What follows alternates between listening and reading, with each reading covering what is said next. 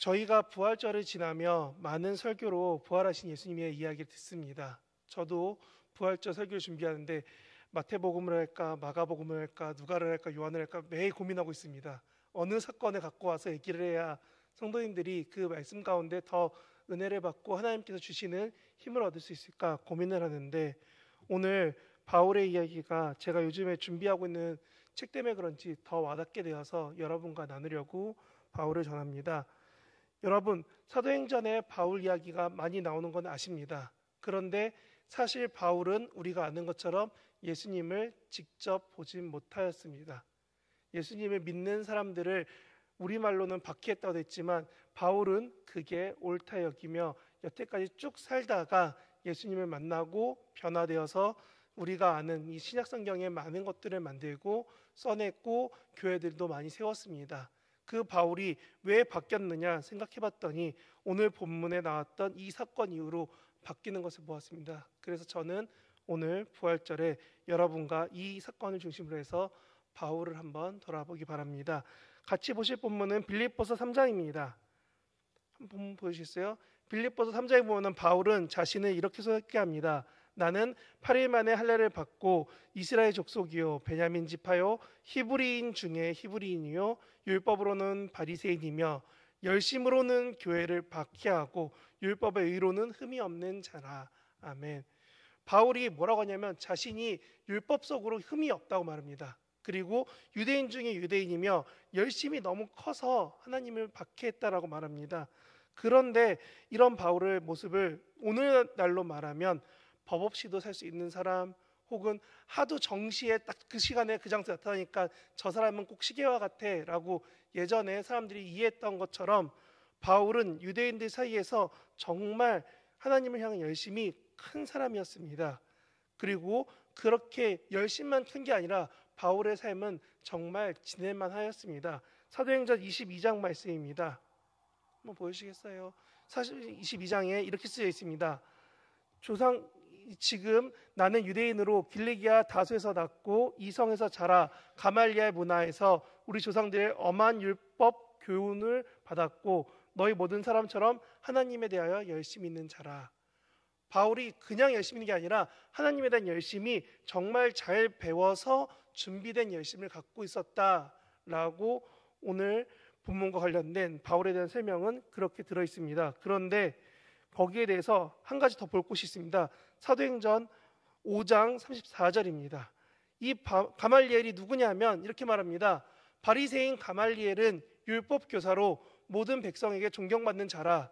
그가 공회 중에 일어나서 명하여 사도들을 잠깐 밖에 나가게 하고 라고 사도행전 5장에 나옵니다. 가말리엘이 당대에 얼마나 큰 힘이 있냐면은 그들의 모임, 지금 우리의 국회처럼 그들의 모임인 사내들인 가운데 모여서 사도들의 이야기를 하고 있을 때, 자, 지금 여기 재판 중인 사도들은 잠깐 나가 있고 우리끼리 회의할게요 하고 발언할 만큼 힘 있고 영향력 있던 사람 밑에서 바울이 지금 열심히 배웠다고 합니다. 그리고 한 군데 더 볼게요. 22장 한 번 더 보여주세요. 네, 보면은 이렇게 써 있습니다. 내가 이 돌을 박해한 사람들 죽이기까지 하고 남녀를 결박하여서 열심히 하는 게 대제사장과 장로들이 증인 쓸 만큼 바울이 열심히 컸다라고 말합니다. 우리는 이렇게 바울이 너무나 열심히 했던 이유를 잘 알고 있는데 우리는 그 바울의 어떠한 점은 잘 생각하지 않고 바울이 사울 때 박해했다가 바울이 돼서 예수님 만나고 변화됐다만 생각합니다. 하지만 바울이 사울이라는 이름을 불리웠을 때 아직 우리가 아는 예수님 만나기 전부터 이 바울은 정말 열심히 컸던 사람입니다. 그리고 그 열심히 컸기 때문에 이런 열심 때문에 예수님 만나기 원했고, 아니 하나님 보기를 너무나 원하던 사람이었습니다. 사실 바울이 왜 이렇게 열심히 컸냐라고 하면은 우리는 이렇게 할 수 있습니다. 바울이 너무나 잘 살고 능력 있는 로마 시민권자 집안이었지만, 시민권은 태어나면서부터 갖고 있었지만 아버지의 바람은 이 바울이 밖에 있는 이스라엘 밖에 있는 유대인이 아니라 유대인 가운데 인정받길 바랬습니다. 바울은 길리기아 다소 사람이라고 아까 나왔습니다. 무슨 말이냐면 우리가 아는 이스라엘 유다 지역 예루살렘에 살고 있던 사람이 아니라 이스라엘 바깥에 더 멀리에서 지금 우리나라 지금은 홍콩이나 상해나 아니면 더 중국 북경이나 이렇게 멀리 있는 곳에서 우리나라 국민으로 살고 있다가 들어왔다는 겁니다. 그런데 들어와서 가장 당시에 명망 있는 가말리엘 밑에 가서 배웠습니다. 그리고 그는 그렇게 배우는 게 열심히 하는 게 아버지의 바람이었고 자기의 바람이었습니다. 그렇게 열심히 하면은 언젠가 유대인 가운데서 자신도 인정받고 잘 살 수 있을 거라는 하나님 앞에 온전히 설 것이라는 그 욕심과 그 바람으로 살아왔습니다. 그래서 너 유대인 아니잖아, 아니 너 본토 우리 예루살렘 사람 아니잖아 하는 핍박과 편견 속에서도 꿋꿋이 일했었고, 그런 열심 때문에 아까 얘기했던 것처럼 대제사장과 여러 장로들이 인정해 줄 만큼 열심히 컸던 사람이 바울입니다. 그런데 그 바울이 참 신기한 얘기를 뭐라고 하냐면 이렇게 얘기합니다. 고린도전서 2장 9절입니다. 기록된 바 하나님이 자기를 사랑하는 자를 위하여 예비하신 모든 것을 눈으로 보지 못하고 귀로 듣지 못하고 사람의 마음으로도 생각하지 못하였다 함과 같으니라. 아멘. 근데 한 번 더 보여주시겠어요? 다음 자막이요. 이사야 64장입니다. 들은 자도 없고 귀로 들은 자도 없고 눈으로 본 자도 없나이다. 65장입니다. 한 장 더요. 다음 자막 없어요? 네, 죄송합니다. 날아갔답니다. 다음 자막 이렇게 써 있었습니다. 마음에 생각나지 아니할 것이다 라고 쓰여 있었습니다. 제가 고린도전서를 말하면서 이 말씀을 왜 드리냐면, 바울이 얼만큼 말씀에 대해서 열심히 컸냐면 이 사람이 즉흥적으로 마치 사람들에 대해서 편지에도 답변을 쓰고 있는 편지 가운데 말씀을 가져오는데 어느 한 구절, 어느 유명한 구절 하나 가져온 게 아니라 여기서 조금 저기서 조금 가져올 만큼 말씀이 가득 차 있던 사람이었습니다. 그만큼 선생님 밑에서 열심으로 배워서 열심으로 말씀을 채웠는데 그 열심이 조금 삐뚤어져 있었다는 겁니다. 어떻게요? 하나님을 보길 원하는데 내가 바라는 대로 하나님 보길 원하였습니다. 그렇게 하나님에 대해서 말씀을 잘 쌓아왔던 바울의 그 마음 가운데는 어떤 열심이 있냐면 하나님을 제발 보기 원합니다 라는 열심, 그리고 그 열심이 나중에 하나님 앞에서 바뀌어서 교회를 세우고 사람들을 세워가는 열심으로 바뀌게 됩니다. 제가 우리 증산제일교회 왔을 때 열심에 대해서 가장 강하게 느끼는 게 옆에 있는 꽃들입니다. 아마 교회 오래 다니신 분들은 아실 거예요. 저희가 겨울마다 꽃을 들여왔다가 봄이 되면 내보냅니다. 지난주에 청소한다고 다 나갔죠. 근데 잘 보시면은 화분들이 없는데 어느 순간 싹이 나기 시작합니다.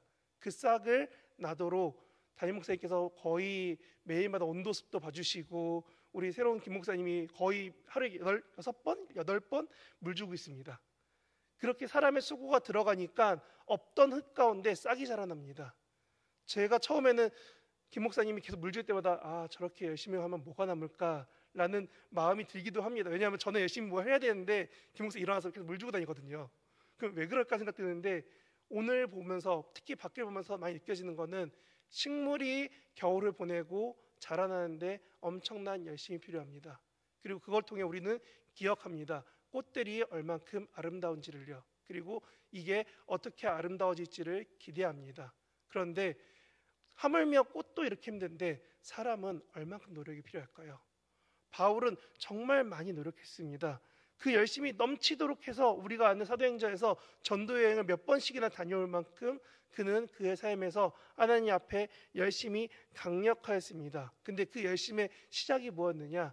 하나님을 보길 바랬습니다. 왜냐하면 자신은 외부인으로서, 자신은 예루살렘 사람이 아닌 사람으로서 사람들한테 인정받을 가장 좋은 게 나도 하나님을 만나 보았다였거든요. 사실 성경에는 하나님을 보면은 죽는다라고 쓰여 있습니다. 근데 죽지 않은 이야기와 죽은 이야기가 출애굽기에 같이 나타납니다. 먼저 출애굽기 24장 9절에서 11절입니다. 네, 여기에 되게 많은 게 쓰여 있는데요.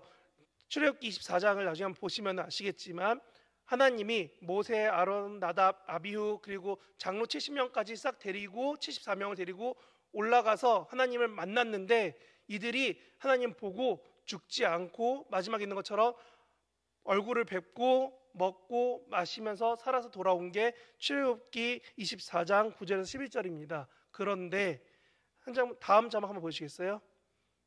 출애굽기 33장에는 이렇게 쓰여 있습니다. 여호와께서 이르시되 내가 여호와 하나님이 내 앞으로 모세 앞으로 지나갈 때 내가 선포할 거다. 왜냐하면 너는 내 얼굴을 보지 못하는데 하나님을 보면은 장차 살아있을 자가 없기 때문에 그렇다 라고 출애굽기 33장에 말합니다. 내려주셔야 됩니다. 말씀은 뭐라고 하냐면 하나님을 보면 정령 죽는다고 쓰여 있습니다. 그래서 죄를 가진 인간이 하나님 앞에 나아갈 때마다 열심히 깨끗이 씻고 준비하고 한 달, 두 달을 준비해서 겨우 속죄일에 한 번 얼굴 보고 나오는 게 구약의 유대식 제사 중 하나였습니다.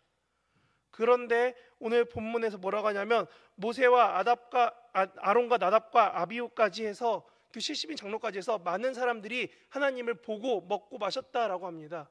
그리고 그들이 살았다라고 합니다. 우리는 하나님의 손대지 아니한 그 사람들을 보면서 부러워합니다. 와, 하나님 얼굴 보았구나. 그리고 유대인들은 그것 때문에 한 가지 욕망이 있습니다. 하나님을 보고 살아있다면 나는 하나님께 인정받은 사람이구나.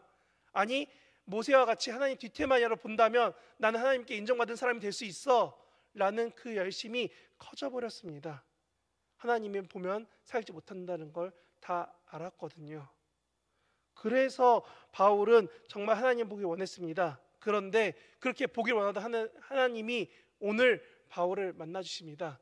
사실 사도행전 9장 사건은 바울이 예수님을 만난다는 사건보다는 바울이 그렇게 갈망하던 영적인 체험, 바울이 그렇게 갈망하던 하나님을 만난다는 느낌으로 무언가를 만났는데 기도 응답처럼 딱 하나님 음성인 줄 알고 만났는데 그 음성 가운데 말씀하는 겁니다. 뭐라고요? 나는 내가 박해하는 예수다라고요. 근데 이 사건이 꼭 이것과 비슷한 것 같습니다. 한번 마태복음 3장부터 한번 보여주시겠어요? 마태복음 3장엔 예수님이 세례받은 사건이 나타납니다. 오늘 아까 목사님이 2부 때 세례 주셨던 것처럼 세례 사건이 나타납니다. 여기에 보면 뭐라고 하냐면 하늘로부터 소리가 있어 말씀하시되 이는 내 사랑하는 아들이요 라고 합니다. 그리고 마가복음 1장에도 하늘로부터 소리가 나기를 이라고 나오고 누가복음 3장에도 하늘로부터 소리가 나기를 이라고 하면서 예수님에 대해서 말씀하시는 부분이 하나님이 말씀하셨다는 게 음성으로 들립니다. 왜냐하면 보면 죽거든요. 그래서 음성으로 들렸다는 것처럼 성경이 기록하고 있는데 딱 한 군데 다릅니다. 요한복음 1장입니다. 요한복음 1장 보면 이렇게 쓰여 있습니다. 나도 그를 알지 못하거나 쭉 내려오다 보면은 요한이 뭐라고 하냐면 이렇게 써 있습니다. 예수가 하나님의 아들이심을 증언하였노라 라고 말하고 있습니다. 자기가 여러 사람한테 세례를 베풀어 봤지만 이와 같은 놀라운 일이 딱 예수님 한 명한테밖에 없었기 때문에 나는 담대하게 말한다. 예수님은 하나님의 아들이시다라고요. 내려주셔도 됩니다. 세례 요한이 예수님이 하나님의 아들이라고 증언합니다. 지금 우리가 볼 때 예수님은 대단하지만 예수님이 막 사역하셨을 때는 예수님이 돌아가신 후에 우리가 아는 신약의 교회들이 세워지고 있을 때만 봐도 세례 요한이 대제사장의 아들로서 당대 유대인들한테 더 영향력이 큰 사람이었습니다.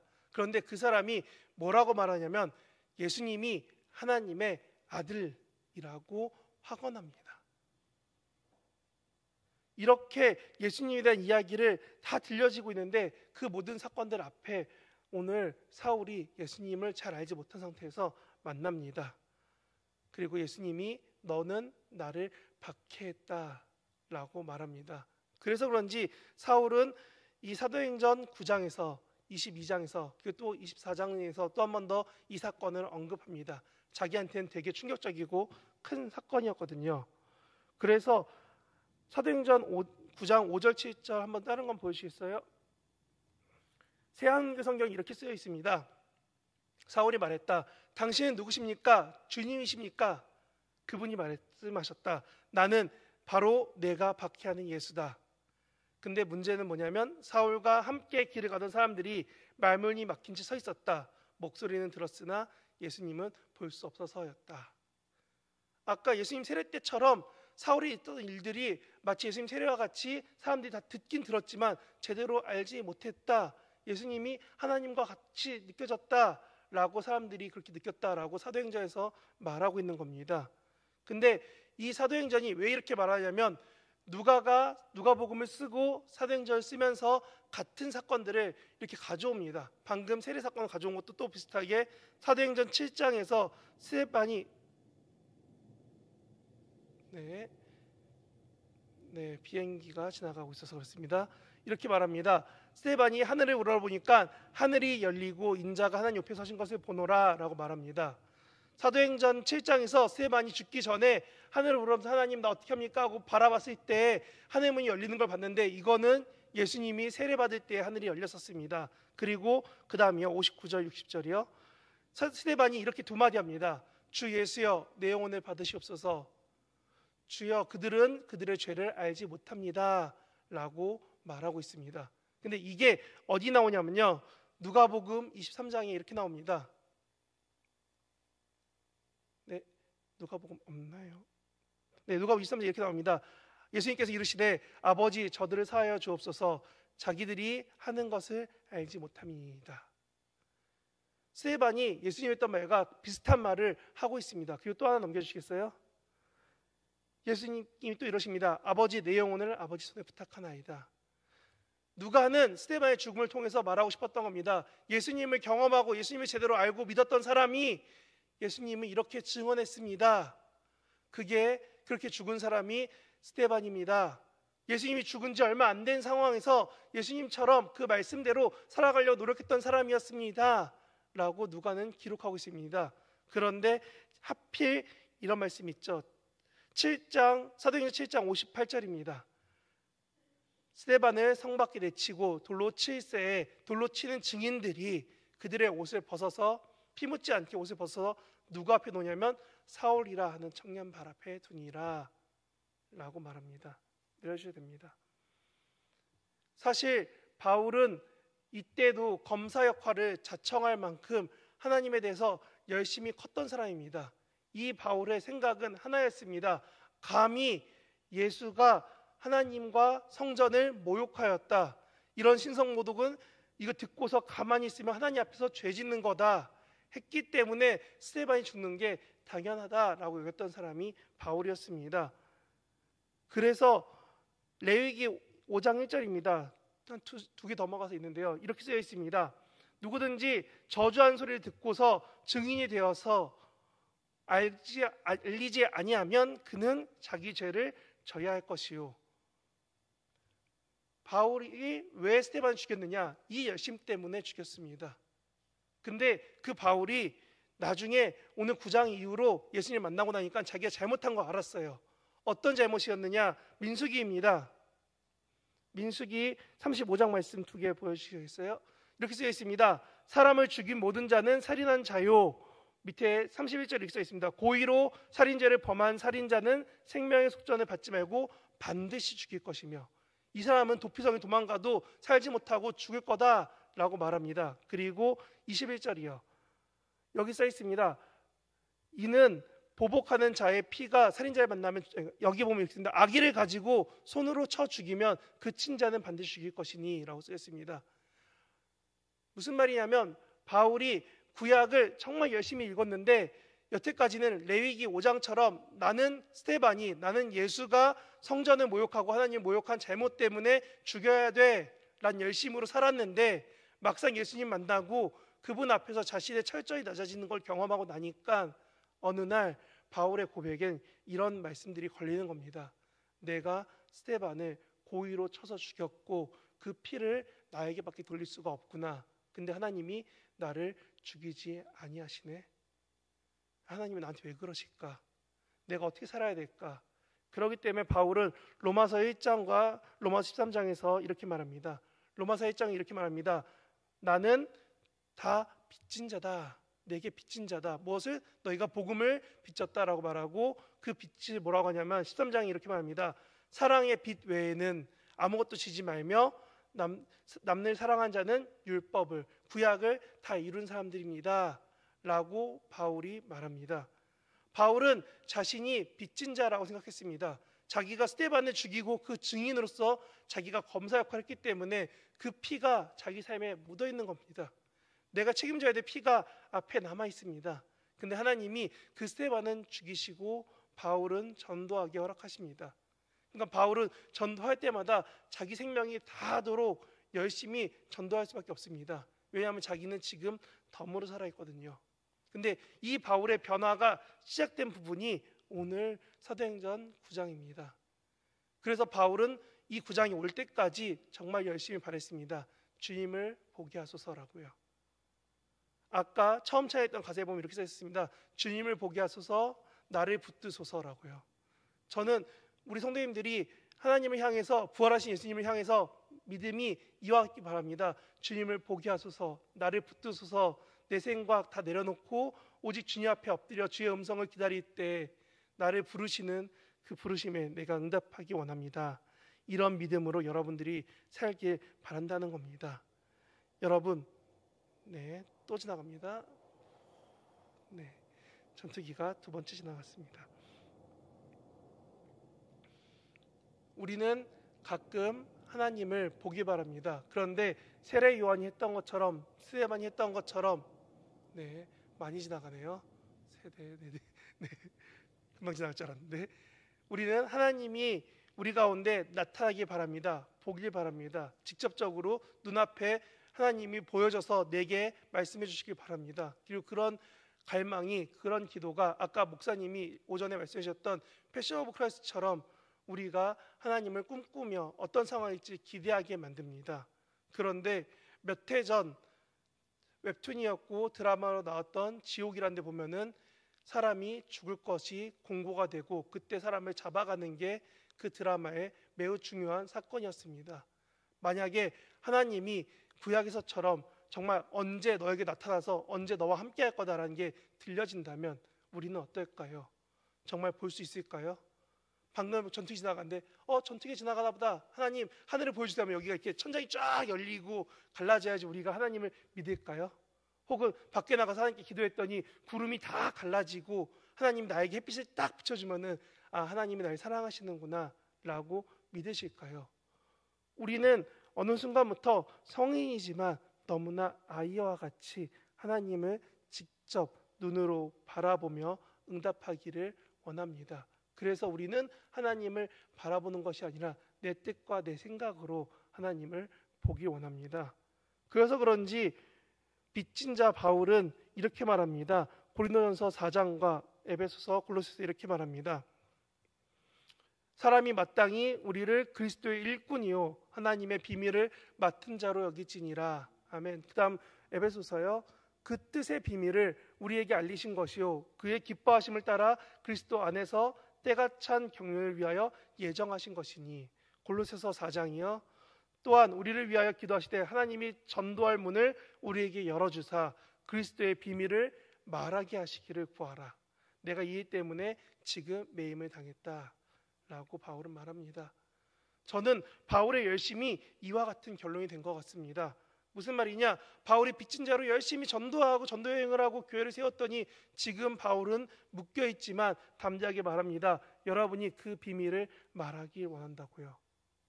저희가 주중에 열심히 커피를 준비하면서 한 가지 기도하면서 지냈습니다. 하나입니다. 우리 성도님들이 밖에 나가서 다른 분들을 만날 때 진실하게 말하기 바랍니다.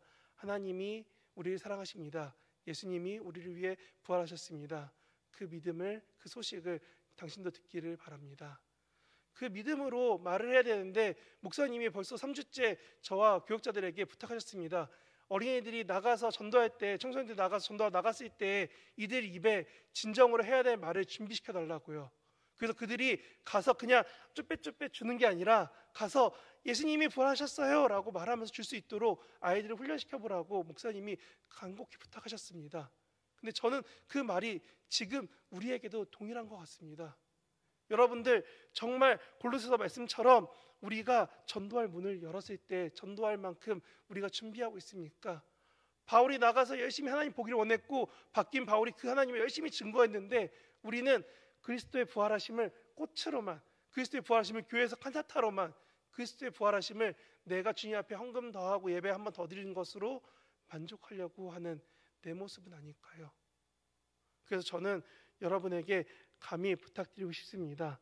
여러분, 바울이 복음이 빚진 자로서 하나님의 비밀을 아는, 그리스도의 십자가의 비밀을 아는 그 비밀을 가지고 살았던 사람으로서 우리에게 부탁하였습니다. 여러분도 그 비밀을 말하십시오.